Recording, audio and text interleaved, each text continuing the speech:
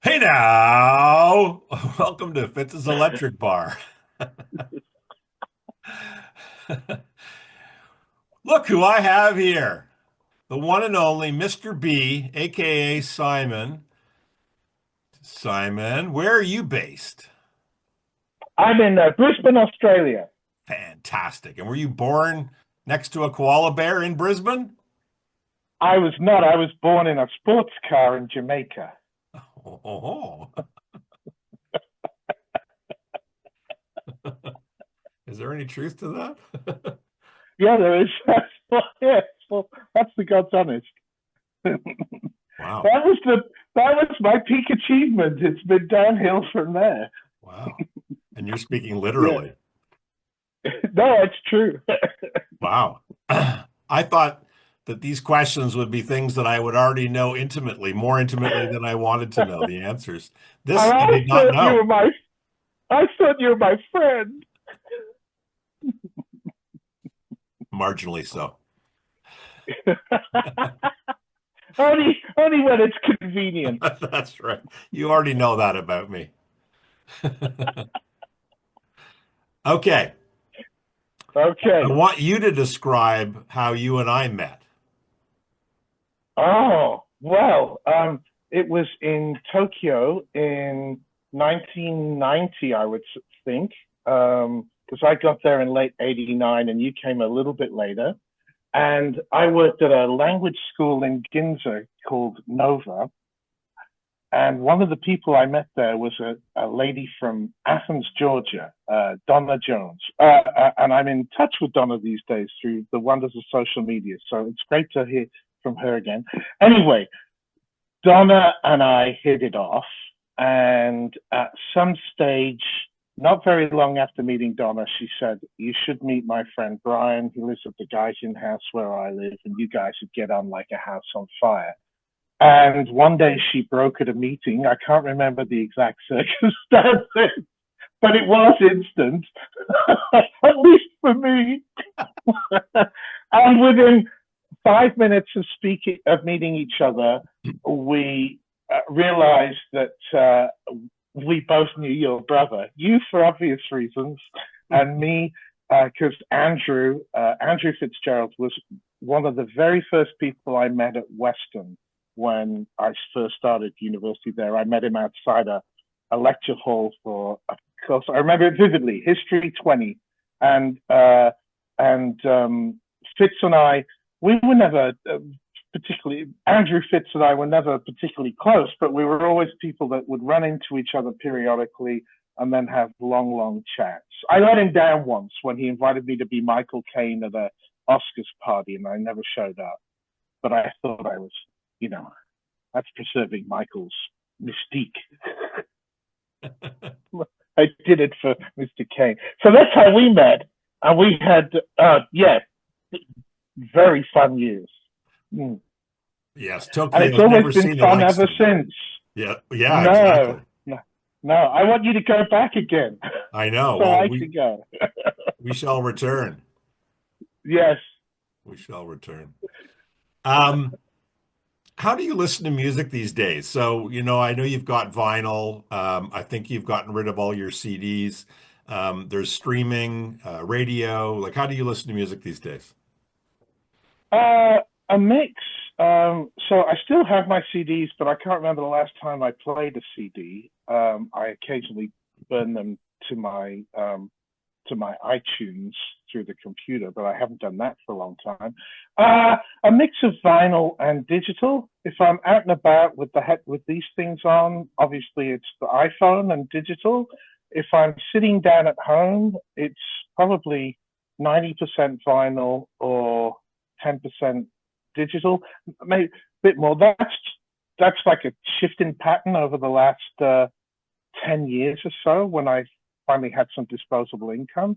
I lived off digital for a long time because I was getting it free, and I was able to amass a massive collection of something like the equivalent of 30,000 albums. So something you'd never ever achieve, and the stuff I still wouldn't recognize if it came on. But yeah, mostly vinyl these days. Hmm. That's just yeah, it's a different way of listening, I Yeah. think. Yes, active Yeah. listening, right? So mostly vinyl. Cool. And what other interest do you have besides your prodigious music loves? Well, I like books. I like cooking. I like walking my dog. I like uh, I like long walks on the beach in the moonlight. You like readers' wives? Reader's wives, yes. I like drugs. I have wide interest. I haven't done much of late, but I like to travel as well. I'm hoping I can. I want to sort of. I need to get a bit fitter, I think. So that's an interest I was doing, but have fallen off the wagon a little bit in recent years and need to get back on. I used to swim regularly. I used to go to Pilates regularly. So I've got to start doing those kind of things again, I think. Other interests? Uh, uh, I try and read as much as I can. I used to find my job interesting. That's sort of becoming a little less now. But that doesn't count as an interest, does it? I love going out and eating. Um, I love going to gigs, but that's tied in with the music. Uh, um, I like to listen to but music while I'm eating. enough, yeah, enough about you. What about me?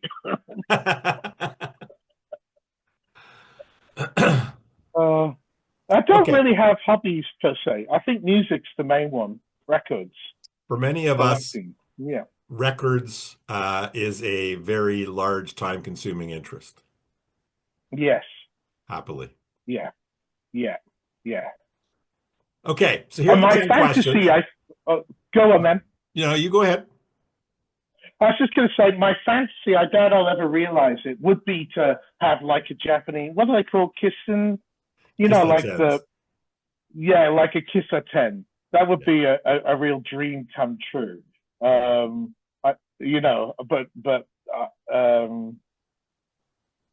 Or just spend lots of time in one. To be a regular, to be like the norm for Yeah, Cheers at a but Japanese. yeah, and in control at all times. It's mine, but I don't have to take all the business risk or anything. Or only be there when I want to be there. A lot, but not all the time. Yes, exactly. Okay, so the Sorry, next, let's stop.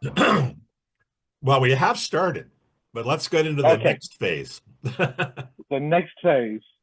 So these ones, I'm going to try my best to not prod too much. I'll let you talk as much or as little as you want to answer these Okay, questions. The last part, I'm going to ask questions, will be a little bit more of a dialogue. I mean, it'll be still all about you, but there'll be more dialogue. How's that? okay. Okay. So, what record are you really enjoying these days? I'd call this a front of the pile record. Oh, Cindy Lee's Diamond Jubilee, very much.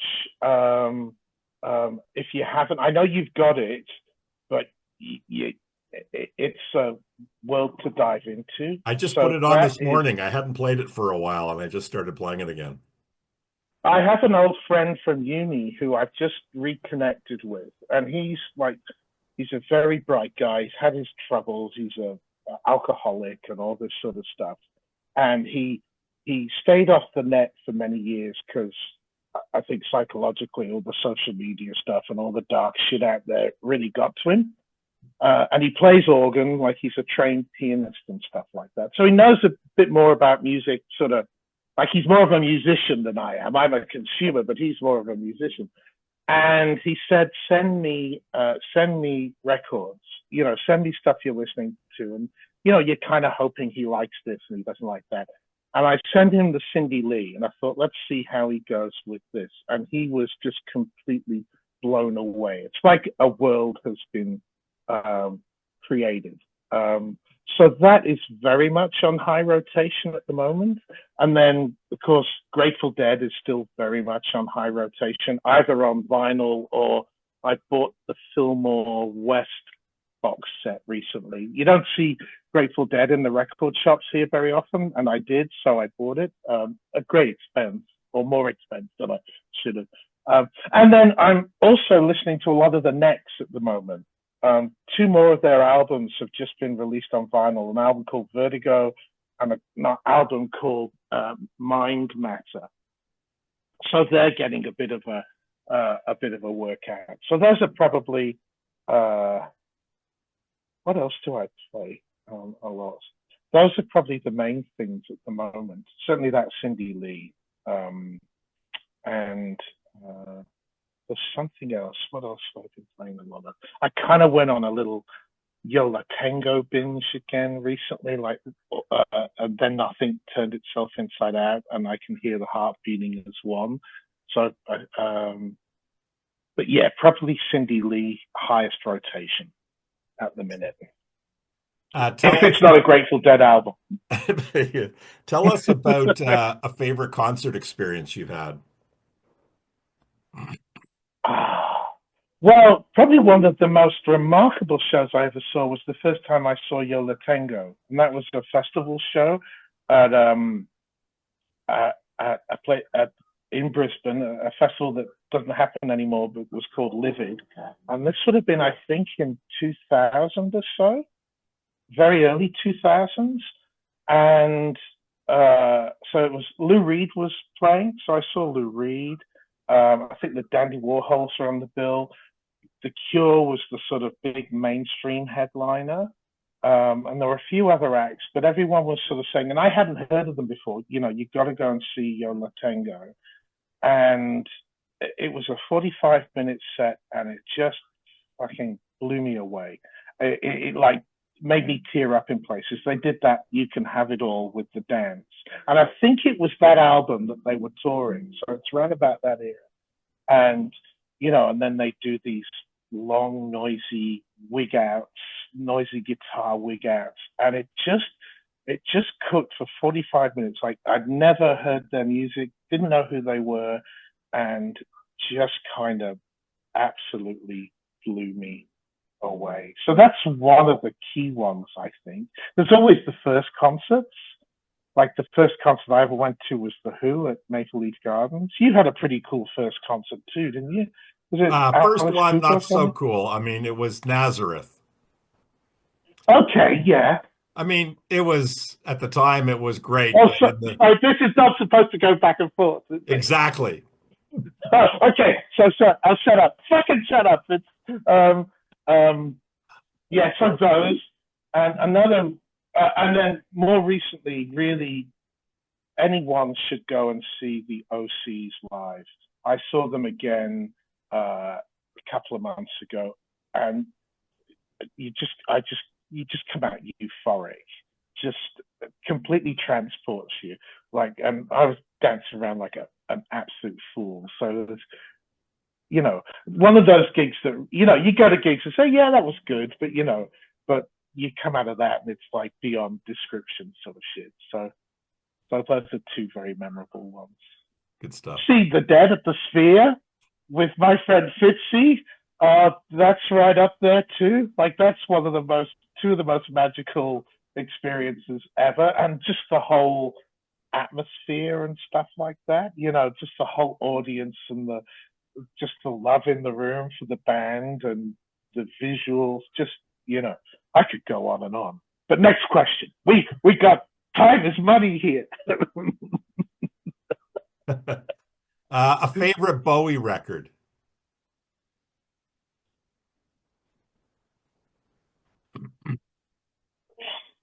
Probably Hunky Dory if I really had to choose. But again, you ask me in 10 minutes and I'd tell you probably something different. Song I can't live without is Teenage Wildlife. I just really, something about that song has always kind of struck me. And I bought Space Oddity. Yeah, Hunky Dory. Yeah. Although, you know, you just start naming them, don't you? But then there's this one, and then there's this one. And I heard a Bowie song yesterday that I hadn't heard before. uh, have you watched that? Oh, I know I can't answer you, so okay, I'll rephrase it. We just binged the Day of the Jackal series, um, and the soundtrack on it I found a bit intrusive. But there's one scene where they play "Something in the Air" from I think his late period 2000s sort of stuff. I think it's from. Is there an album called Hours? The Hours or something like that. I'm not But sure. I hadn't heard it sung. And, oh, holy fuck, this is Bowie, and it was so good.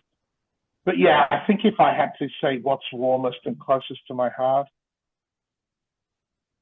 although Ziggy's very special too. Okay, sorry, carry on. Okay. One of the saddest songs ever.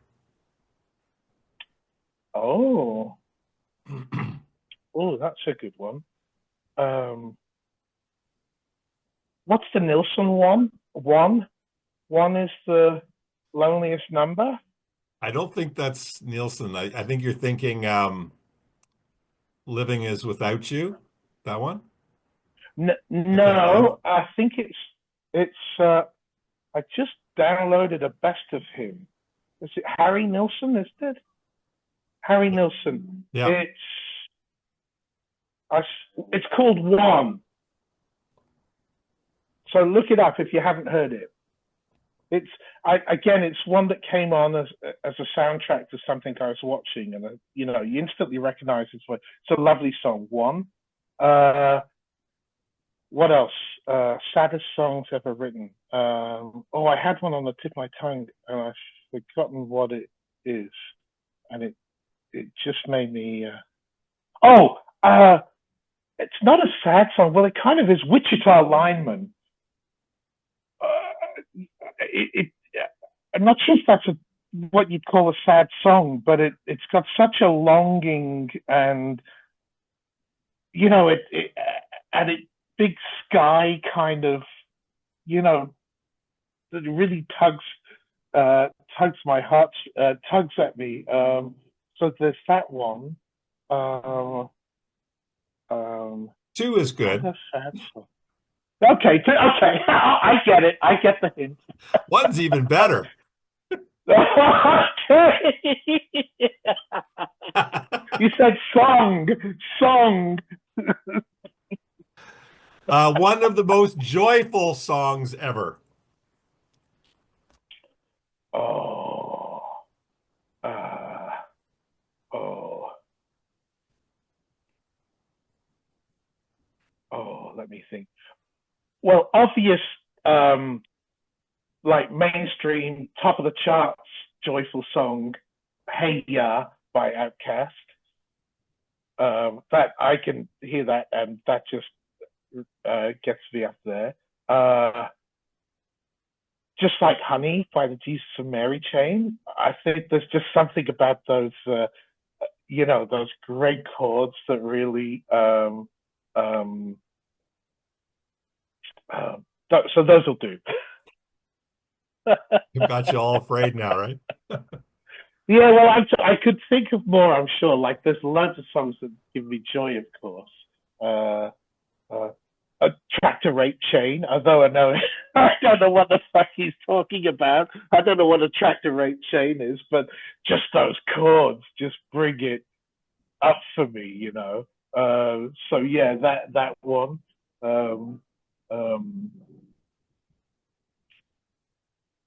Any live Funkadelic or live Parliament. That whole Mothership Connection album is just pure joy, and gleeful. All right, Okay. next.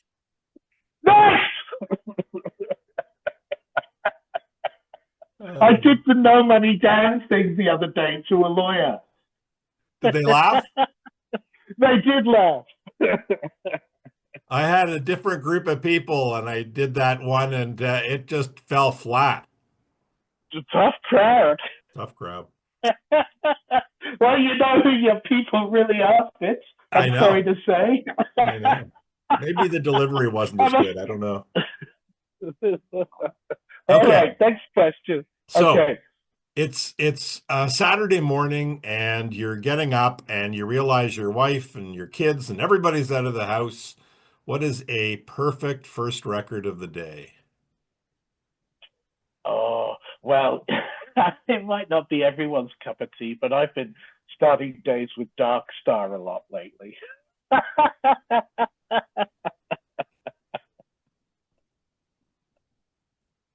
um, or Guided by Voices. Yeah.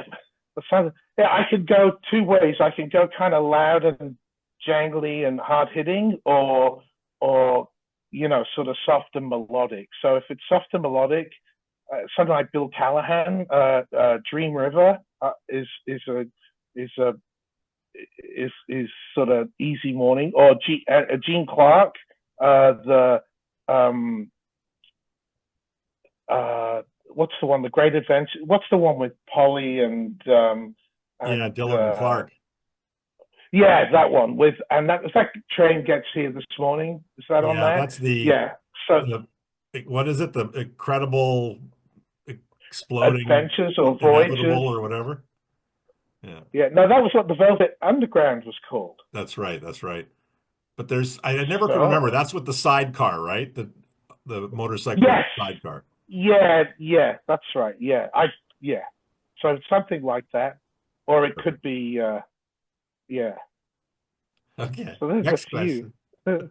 Next question. One of the most underrated bands ever, in your estimation, one of the most underrated or artists. I think John Cale. Just because I mean I suppose yeah, I think John Cale probably. You think of so much that he's done and his kind of pedigree, and yet 9 people out of 10 won't have ever heard his name. So John Cale would certainly be one of them. Um, I think outside of North America, probably the Dead. Like it's funny. You meet very few people that seem to know their music over here. Um, but yeah, probably John Cale if I had to stop at one. Okay. Okay. Next Okay, question. Oh, okay, back to business. okay, cool. Okay. Van Morrison or Jackson Brown? Van. Wow, you've really tightened things up. I never really got Jackson Brown. My friend Tim, my American friend Tim, played me a song once, and I went, "Holy fuck, what's that?" And it was Jackson Brown, but I couldn't tell you what the song was. Probably someone that right time and place and circumstances I'd listen to now. He would have been too soft rock for me back in the day, and I've probably closed my mind. Um, but having said that, I like other stuff that like I love Graham Parsons and the Flying Burrito Brothers and stuff like that, and they're sort of all similar place, aren't they? It's probably time and place. I'd probably be tripping on an island with you sometime, and you'll put on Jackson Brown, and I'll never ever forget that song again. Just like the Sea Change one, the Beck album. Like I'm right there at that ferry, waiting for the for the boat back home. But other than that, yeah, Van. Joni And Van's Mitchell, kind of yeah, Joni Mitchell or or Aretha Franklin? probably Joni. Yeah, yeah. Hey Zira has just a special place for me, and that Song for Sharon, just one of those songs that I heard for the first time, and you know, Bing. And then my mum used to have a Judy Collins cassette in the car when we were kids. And on that cassette, my favorite song on that cassette, because Judy Collins was a bit uncool when you're like a 10-year-old, 9-year-old boy, but it had the song, well, it had Both Sides Now on it, which I never knew until much later that it was a Joni Mitchell song. So that song has always resonated with me. But I've bought a few Aretha albums. I've got her one where she does the Thrill Is Gone. I think it's Blues in the Night or something. And then I've got the one which has, and Nico Case did a great cover of the song, Running Out of Fools. I didn't know. Well, it's got Running Out of Fools, and it's got the Shoop Shoop song on it, which is a song that I always liked. It's my inner gay man in a disco. It's the way she talks. Oh, no. Okay, next question. Okay. 3 must-have desert island discs. Oh, God, I knew you were going to ask this. Oh, boy, this answer would change any day of the week. Oh, gosh. Okay. 3 things. You got, yeah. Okay. Oh, boy. And you saw it coming as well, eh? Yeah. Oh, yeah. Okay. Well, it'd have to be one of them would have to be, I think, at the moment, a really good Dick's Picks.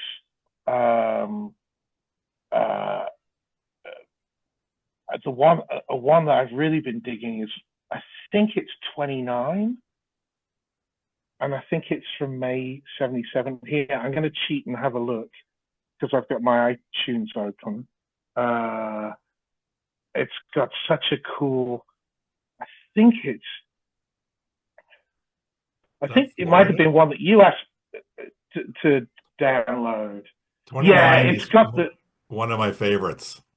Yeah, and I think you've got everything you want on that. Like there's a terrapin going into playing in the band, going into Uncle John's band. I think there's not a Dark Star on that one. So there's that one. So that would probably have to be one of them now, or certainly a Dick's Picks and a long one. Oh, what else? Maybe. Oh, gosh, 3 of them, eh? 3 of them. Maybe Sex by the Necks. The one we listened to when we tripped in Hakone. It was Hakone, wasn't it? Some fucking weird Japanese place. So I'd want something by the Necks, and again, I'd probably want a longer one. So I think that one goes to about an hour in one piece. So something like that, because you're always in the mood for that. And well, not always, but when you're in the mood, you're right in the mood. And oh my gosh. And again, you ask me in 20 minutes and I'll say something different, I'm sure. But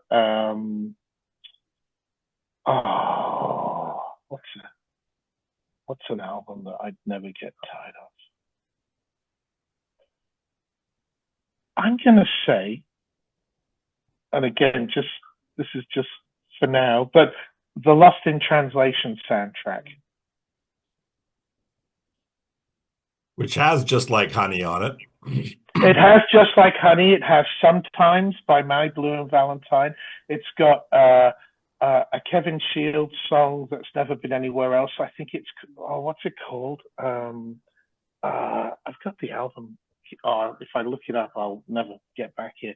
The second track on the album is, sure I have it here. I can look it on iTunes. City Girl, I think it's called. Let's see, Kevin Shields. City Girl, yeah.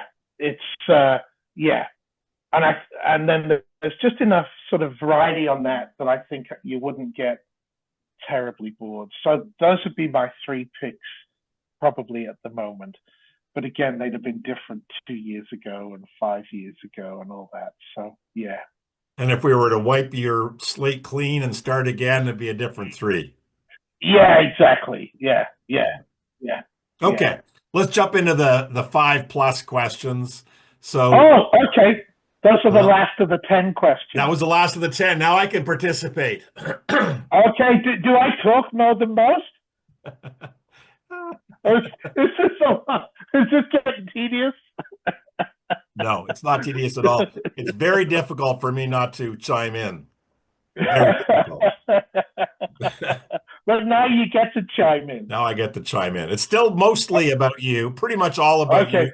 but I can be your foil and jump in as well. Okay. All right. Okay. Okay. So I have tremendous powers, and I'm able to drop you into a music scene from the past.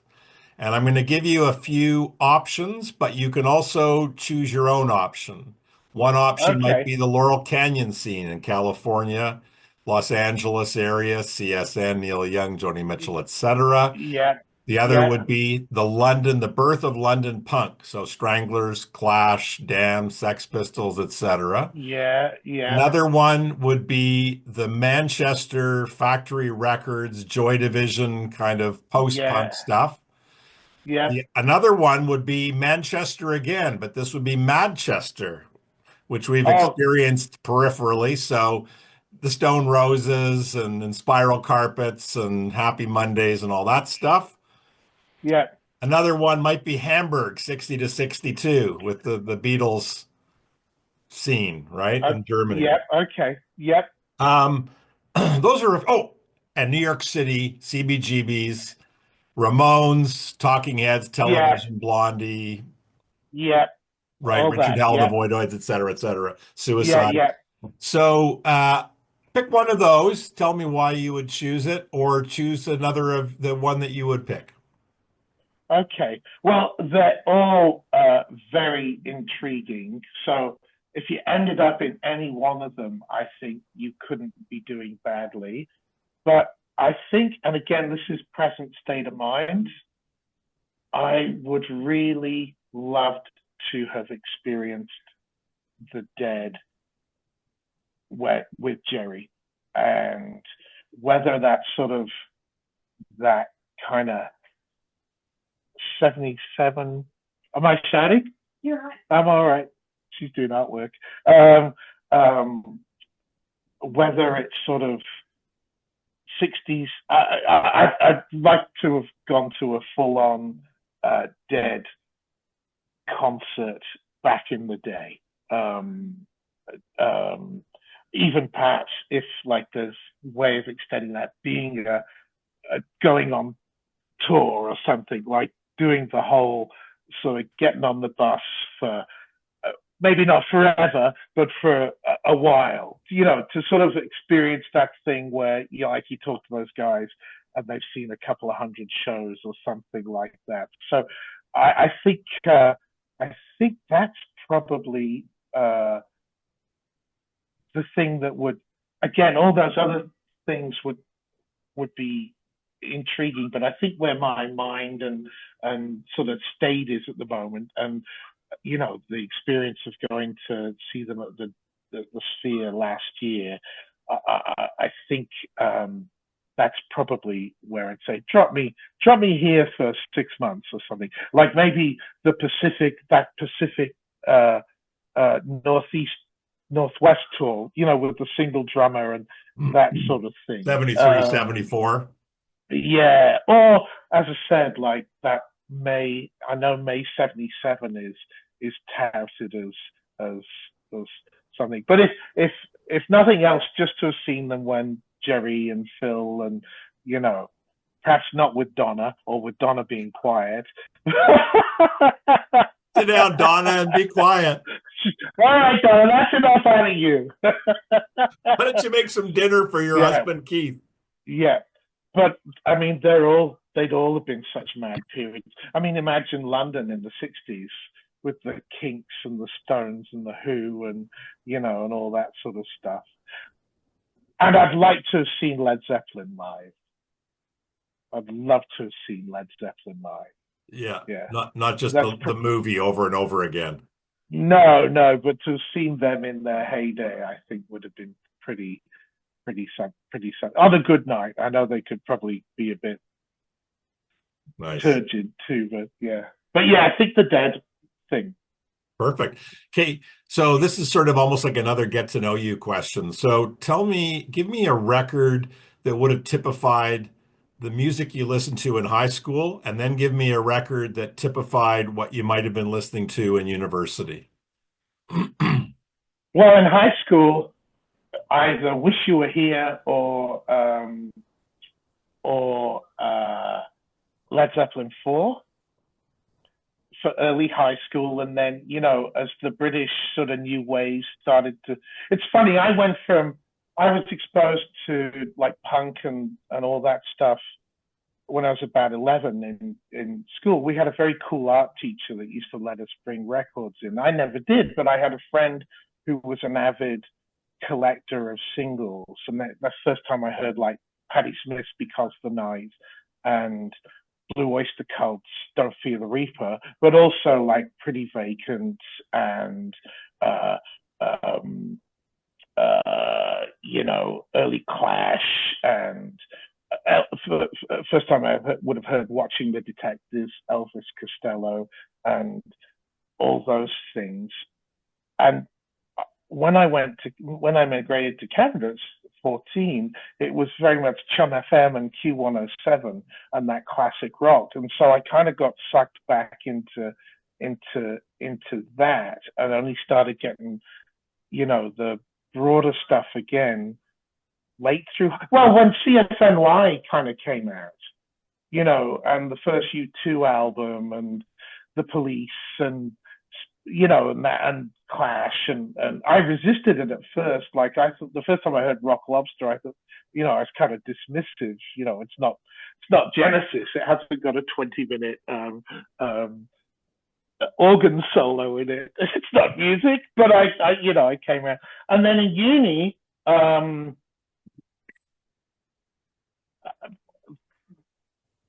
what was typical? A Maggot Brain by Funkadelic, of course. That's kind of when I discovered John Cale. So I was listening to a lot of John Cale at uni. Those Island, Guts, Helena Troy, Paris 1919. So they were huge. He was huge to me at uni, and then the other thing that I started to learn and discover at uni was jazz. So things like John Coltrane, particularly Don Cherry, and particularly Don Cherry's sort of more world music-y stuff. Like there's the album, do you know Brown Rice? You've talked about it. I don't know that record. Yeah, you'd recognize bits of it, I'm sure, that they've been sampled. And then he did work with the English group Rip, Rig and Panic. Do you remember them? They had I know that by name, but I don't know their music. Well, their music's kind of a blend. It's all up, but that was what I was listening to. Jazz influence, but also sort of Nina Cherry was in Rip, Rig and Panic. That's where she sort of, before she went off to do her solo stuff. And Nina Cherry is Don Cherry's, I think, niece or something like that. And he played with them. Don Cherry played on an Ian Dury album, and he played on Lou Reed's, I think, The Bells. I think he plays on one of those, or it might be, what's the blue cover? Is it Blue Hearts? The Blue Mask. He's a Blue Mask. He plays on one of those albums. But yeah, so Rip, Rig and Panic, they did this. Some of it was kind of like Eastern influence. It's kind of jazzy, and so I used to smoke skunk weed and put the Sony Walkman on and walk around with a mixtape of Rip, Rig and Panic, and I had a mixtape of John Cale, and then I had the other very important albums at uni. I had a C90 cassette. One side was Faith by The Cure, and the other side was Closer by Joy Division, and that got played an awful lot. Yeah, an awful lot. Yeah, during the winter of your discontent. Yeah, but like, oh man, it's so cool to be kind of depressed. I just love the atmosphere of both of those albums. And again, I guess it was before the internet, so they still had a real mystery and mystique about them. It was years after hearing that I knew what sort of Ian Curtis looked like, for example, or and the Cure really had, especially that album, that gray, mysterious, soft Yeah. kind of, just that atmosphere that really hit me. The And one that's of coming. the songs from there, All Cats Are Gray. I've got that on. Yes, It's my yeah, alarm on my phone to try to wake me up. yeah. That's probably my favorite Cure song. Have you ever seen Sophia Coppola's Marie Antoinette? No. It's worth watching. It's a period piece, right? So Right. it's Marie Antoinette at Versailles just before, just as the things are falling. But she's so great at soundtracks. So there's a fantastic scene where there's a big ball and the music is Hong Kong Garden, Oh, and it just kicks like, and then uh, it's kind of she's it's well worth watching. But the last scene is her being taken to the guillotine, and All Cats Are Grey is the music to it, and it's just so incredibly moving. Like the whole movie's kind of fluffy but she's, she's. I have to watch it again. It's the music that makes it, just the juxtaposition of like there's this 18th century ball, and it's Chinese ice cream and new sunrise.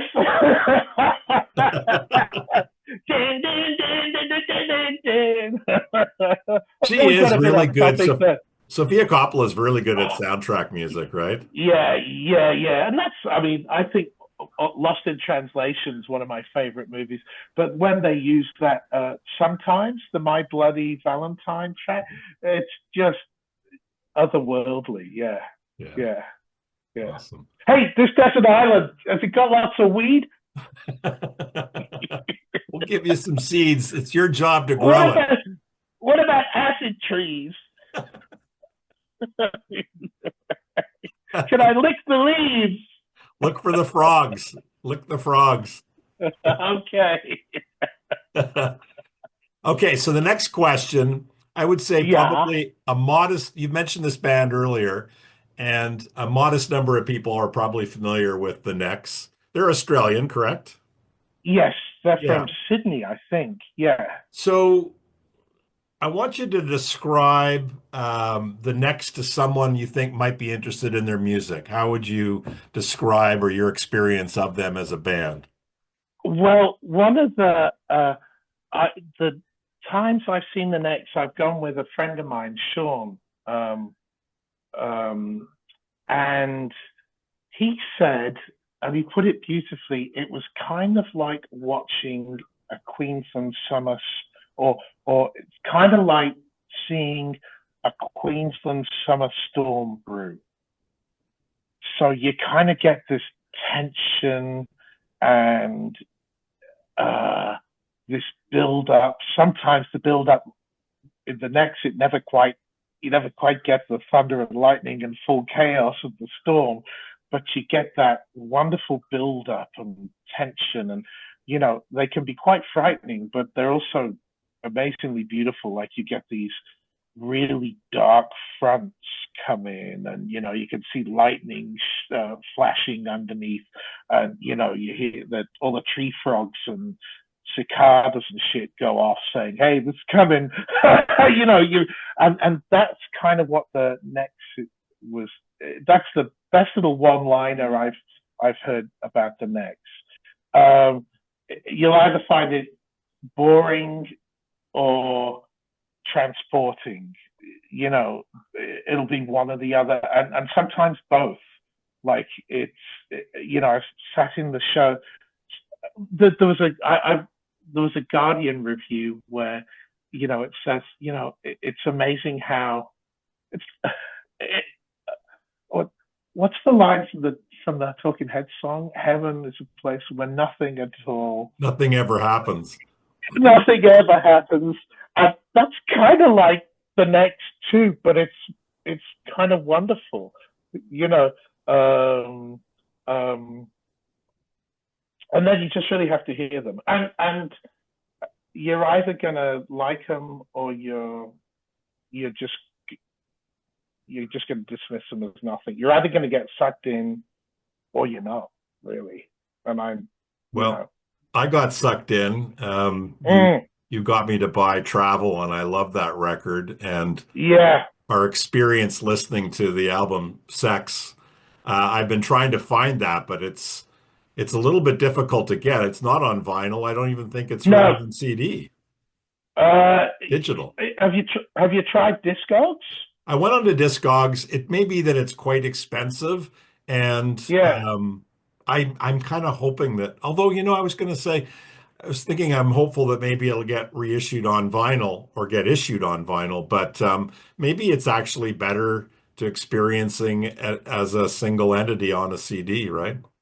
Yeah, and I think they it's funny. I think they're starting to make things for vinyl now. So the ones that I've just bought, so like there's a 20-minute song and a and a and a 17-minute song or something like that. It's like they've recorded it for the format, and the reviews say this is pretty brief for the next. Whereas that's an hour of music, I think, on Sex, and I think others stretch out longer than that. When I saw them last time, there were two 1-hour sets, and each one was one track. So I think so yeah, what's Vertigo? 22 minutes each side, and then the other one, this Mindset. Yeah, 22 minutes each side. This is 2021, and this is 2022. So they're all relatively. I don't think they would have made any of the first. And I once wrote a message to them asking because there's another one I really like, which is called Townsville, which is a town in far north Queensland, about 1,000 km north of us here, up in the tropics. Bit of a shithole. But it's in a really beautiful geographic place. And they played a show there and recorded live. Again, it's like an hour long, and it's probably the only way to hear that is on CD or digital, on the old MP3s. And do they tour outside of Australia very much? They do. They're big in Europe. They're in Europe now. So I think they're over Europe quite often, I think. I don't know about North America. And I don't know if they'd have had any sort of exposure over there. Having said that, I bought Travel at, I think I bought that at that great record shop in Ossington. Is it Double Shot or Revolve? What's the one in Ossington? The really good Ossington, Toronto. Yeah, no, Revolve. Rotate This. Rotate This. Yeah, I've heard that. Yeah. So I think that's where I bought Travel. And you pointed it out, and I bought it at Audiopile here in Vancouver. Yes, yeah, and I'm glad you did. Yeah, I'm glad too. So what record would be, for a beginner, what record would be a good one for somebody to try? Well, probably Travel. Yeah. I think it's quite accessible. They're all fairly accessible if you can get into that repetition and that slow build. What's the line from The Guardian? I'll have to dig it up. It said something like, it's amazing how intriguing this stuff is, considering nothing really happens. They create a mood really well, don't they? Yeah, they do. And some of it really reminds me of that sort of spiritual jazz from the late 60s. The piano chords, they remind me of things like Love Supreme, or particularly McCoy Tyner's playing. That's what it kind of reminds me of. That sort of just the chords, and as I said, I really do hear echoes of things like John Coltrane and stuff like that. But yeah, and it's always, I mean, even this one Mindset, which you might find, Fitzy. These just came out at my local record shop this week. I mean, I just went in and I always have a look in the next column to see if there is anything, and lo and behold, they were. So these Mindset and Vertigo. And Mindset has the side one is called Rum Jungle, and it's kind of quite noisy for them. Like it's kind of insistent piano chords, but it's it ain't fucking napalm death. it ain't raw power. It ain't Sun Ra. That's a good segue. So, what band do you love that most terrifies / revolts your wife? Oh, I got loads of music that she doesn't like Led Zeppelin or anything like that. I really like Gong, which she dismisses as just sort of weird hippie shit. So Fiona doesn't like that. I like. I don't think she minds Robert Wyatt. But yeah, if I put on. Because I bought these records back from Canada last time I was, when I was cleaning out Mum and Dad's house. I put on side 2 of Led Zeppelin 3. And she, what is this shit? Who else? A lot of my stuff she does like. She makes fun of, because I've got like 15 versions of the Dead Samson and Delilah, and she kind of screws her face up when that comes on, because that has, not because it's a particular favorite track of mine, but it's just on everything. And the other one, I've got that 76 Oakland box set, where they play with the Who, and it's got some great tracks on it, but it's also got like Dancing in the Street, which I think they just fucking murder. And she goes, "Ooh, that's not a very good version of that, isn't it?" My friend Richard in Japan, the guy who died, his wife I visited last time I was here, he used to tell me, he was a huge music friend. I wish the three of us could have gotten together sometime. But he used to tell me he could only play Metal Machine music when Hiromi was out, because he said he thought she'd be shocked at the depths of his depravity. Somewhere in the grave, Lou Reed is smiling.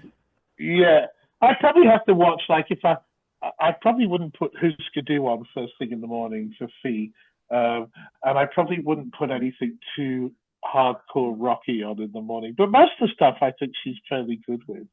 Yeah, awesome. Yeah. But yeah, that 70s hippie shit. What's this? What's this shit? Tell me a really good rock biography or autobiography, and also a great music documentary. Okay. I really enjoyed Keith Richards' book. I really enjoyed that. I really particularly enjoyed the stories of him going around London with his granddad and granddad's dog. I think the granddad was called Gus, wasn't it? And he talks about he'd take the dog into a restaurant, and Keith would go, "Granddad, is that all right?" He says, "Oh, it's all right. He knows the chef." And apparently, Granddad's greeting to anyone he saw in the street was, "Oh, hello, Harry. Don't be a cunt all your life." So I had some laugh out loud moments reading that. That book, he does such a good job of, like, you're reading it and you literally feel like you're sitting down and Keith's telling you some stories, right? Yeah, exactly. Yeah, exactly. Mexican shoe scrapings. Like getting really bad heroin off the street that he referred to as Mexican shoe scraping. Yeah. And the secret to longevity, just buy very good drugs. And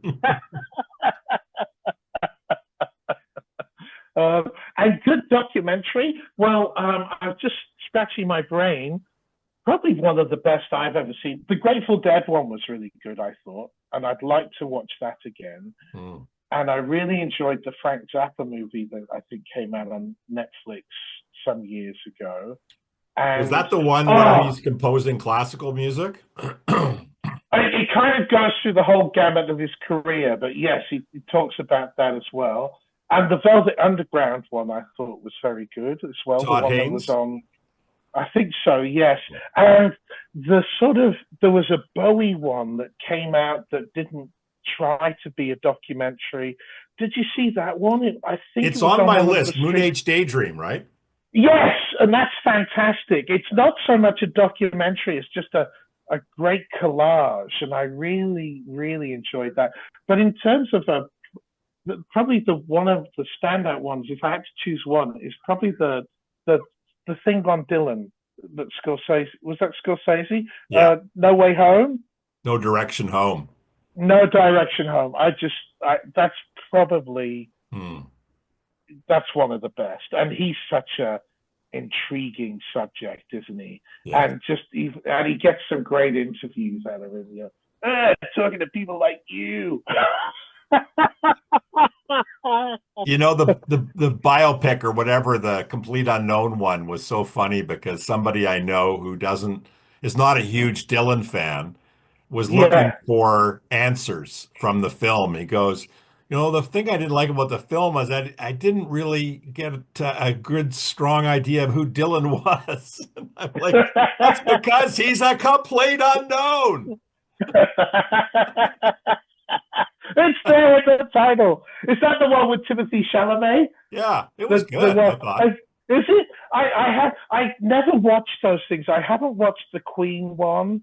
I couldn't care less about the fucking Elton John one.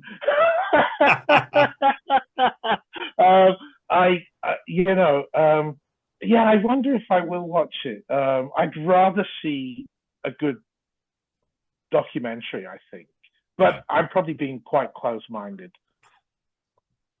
you're allowed to be closed-minded. You're an old git.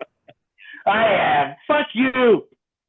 Okay, Get perfect. out Next, my fucking. Don't park in front of my house, man.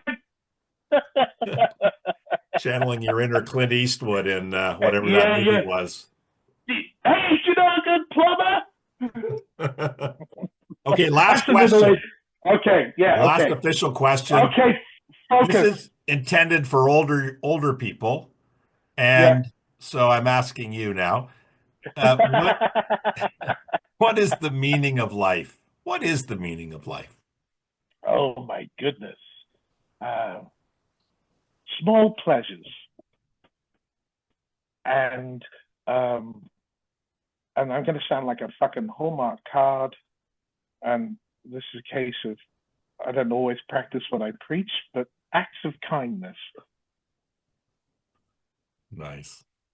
and maybe LSD. Simon, that's a that's a big pleasure. that's a big pleasure. It's been my pleasure to have you on the It's been my channel. pleasure. It's been so fun. So it wasn't so painful. It wasn't like dental work, right? Yeah, because being in your company usually is. Mm, it's what you expect. it's it's it's a mutual form of torment. That's true. How did this person get into my life? He's like crap lice. I can't get rid of him. That'd be Is like there a a great, lotion or a powder? that would be a perfect album title, Beautiful Torment. All right, we're gonna sign off for now, and then on the flip side, let's jump back on for a little post quest Q&A chat. Sound good? Oh, okay, that sounds cool. So, what you're going to stop this, and then I rejoin the link. Yes, I'll do the same thing. I'll let you know once it's converted. Okay, cool. Talk to you in a minute. Thank you, sir. See you, man. See ya.